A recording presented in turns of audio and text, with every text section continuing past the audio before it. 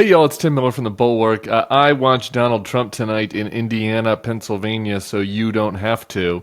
And I want to pick out a couple of choice cuts and go over kind of what is happening out there on the campaign trail with Donald Trump. There were three things in particular that stand out to me, and I think that these things represent what you're getting at a Trump rally these days. Number one is deranged conspiracy theories. Number two is kind of bitter, aggrieved silliness, right? Complaints about people, but also his little silly shtick. So we'll call it silly shtick. Should we call it aggrieved shtick? Whatever. It's shtick. So you get some shtick, you get some conspiracy theories, then you get some outright racist appeals that he hopes are gonna help him politically. And on the third category, you got a real doozy tonight. So before I get to the clips in the three categories, it's important to just understand like the nature of this thing and how he is not on message. He's not driving a message, delivering a message. He kind of intersperses it in there on the teleprompter and then goes on these extended riffs. I turned it on, and at first he's talking about how if Harris wins, there might not be any more elections like Venezuela, and then that in his brain takes him to Venezuelan gas and how we shouldn't be buying it and how it's really tar and how that tar gets cured in Houston. And then he catches himself in the Jumbotron and he looks at his hair. Then he spends a little while talking about his hair and how it doesn't look so good these days. Another self-criticism that I noticed was at one point he spots somebody in the crowd, but he isn't 100% sure it's the person he thinks it is, so he says his eyes aren't as good. And then he catches himself because he doesn't want to sound old. And he's like, the brain's still good, but the eyes aren't as good.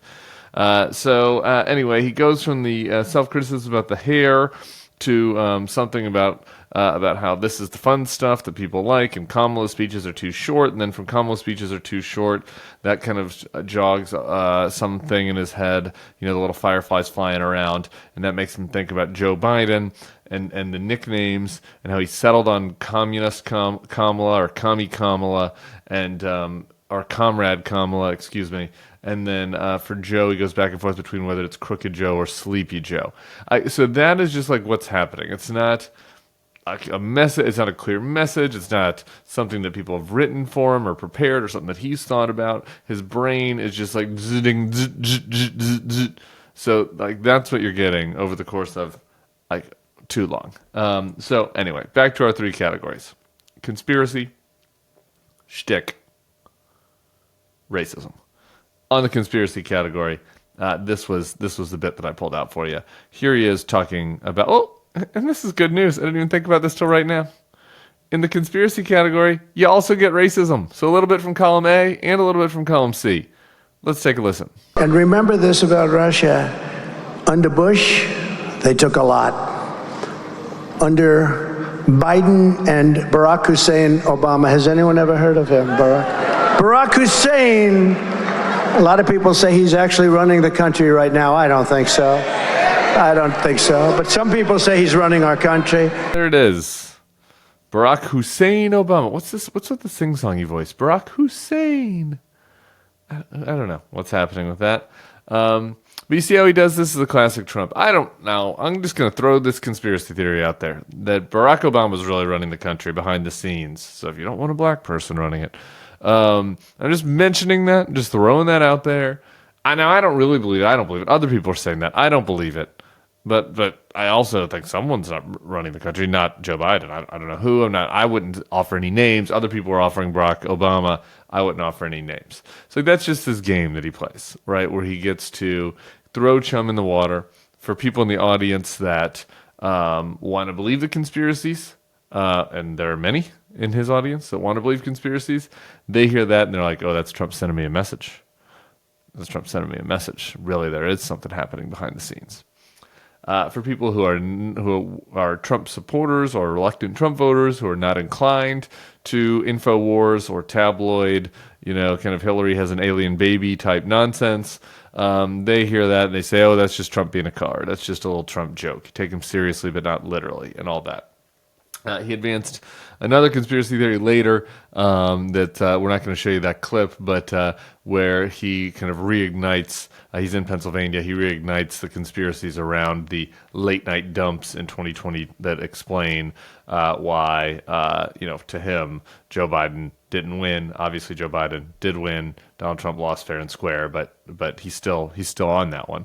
Again, it shows you kind of why we have to do this. It's just the imbalance in the two campaigns, right? If Kamala Harris had, in a speech tonight in Pennsylvania, said that she thinks Hillary Clinton really won, and that there was an illegal scheme by the Republicans to deny Hillary Clinton the victory in 2016, that would be leading the news tonight.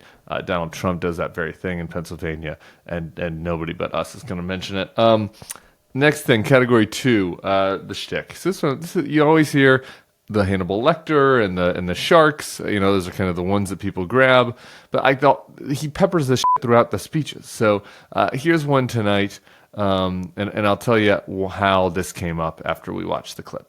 He was the worst host in the history of the Academy Awards. Remember I did that? Remember I wrote I put a truth. Everybody should go to Truth immediately. And by the way, we also love Elon, I have to tell you. Gave me a big endorsement, big one. But remember in the Academy Awards, I said how he's the worst host in the history of the Academy Awards. And this stupid guy goes up, and just before the Best Picture of the Year, the show is almost over. They're waiting for the Best Picture of the Year. He gets up and he says, and his wife said, please don't do it. Please, darling, don't go out. His manager said, don't do it. I have to do it. He goes out and reads my truth to the entire audience right before the prime time, the Best Picture. And it said basically, he is the worst host in the history. He reads the whole thing. And then I think he said something like, ha, ha, ha, he thinks he bothers me, or some crap like that. I said, he's one of the dumbest human beings ever. He should have listened to his wife. What a dope. So there he is. So here's the kind of lightning bug in the jar again. He shows a clip on the TV of Kamala and Jimmy Fallon doing Slow Jam the News because she says something negative about fracking there in that clip. And so he plays that for the crowd. But then he sees Jimmy Fallon. He gets mad at Jimmy Fallon. Tells a lengthy story about the time Jimmy Fallon tousled his hair. And then he talks about how all the late night hosts' ratings are terrible, how Gutfeld's ratings are better, and how Gutfeld also used to not like him, but Gutfeld likes him now. And then that takes him to the Academy Awards and the clip you just saw about Jimmy Kimmel being a dope. And it's actually much longer than the clip I played you. I just, you can only be expected to tolerate so much of Donald Trump talking. And there he kind of recounts the time that Jimmy Kimmel owned him during the Academy Awards, reading the bleat that Trump sent out live on stage. So, again, that's like part of the deal. You never know what you're going to get with Trump. And that kind of fits into this shtick category that sort of keeps his fans going. So it almost softens the conspiracy mongering. You have the conspiracy mongering, you soften it with the shtick. The shtick is always, it's aggrieved, as I said at the beginning. It's bitter, right? It's not totally joyful, but he tries to do some comedy there. And then from there, that takes us to, the most disgusting part of the speech and the most disgusting part of Donald Trump. And the thing that he wants us to talk about, so I'm always a little hesitant to give it so much attention. But it's so horrific. It's the type of thing that I just think, like when my daughter is watching videos from this time, God willing, sometime decades in the future when things are better, when we turn the corner from this menace. I just think these are the kinds of videos that you'll look back and watch and think, how did we do this as a country? Kind of how we now look back at videos from civil rights era or the KKK or the 60s, and you're like, it was just so gross how people went along with this kind of abject racism. And here's today's version of it. Let's watch the third clip. Do you think Springfield will ever be the same? I don't think. The fact is, and I'll say it now, you have to get him the hell out. You have to get him out. I'm sorry. To get him out. Can't have it. Can't have it. They've destroyed it.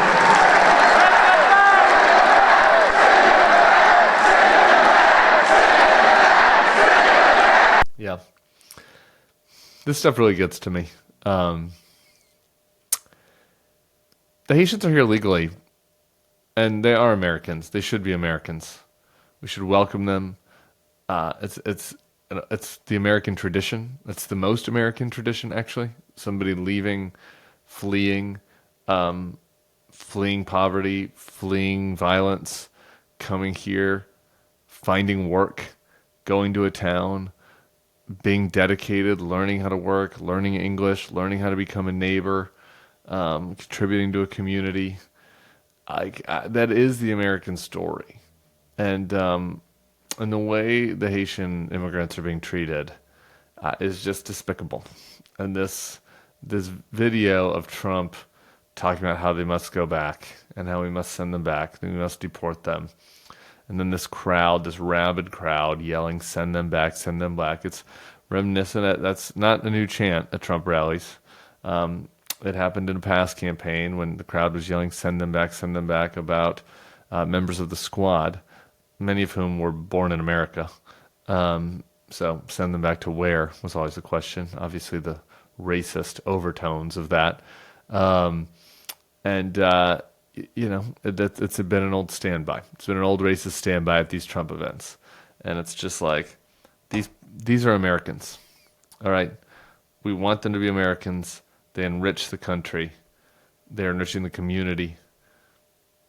If you don't believe me, you can believe the Republican governor, Mike DeWine, who has said so. And this just blatant appeal to the darkest elements of our humanity is the other core element of these rallies.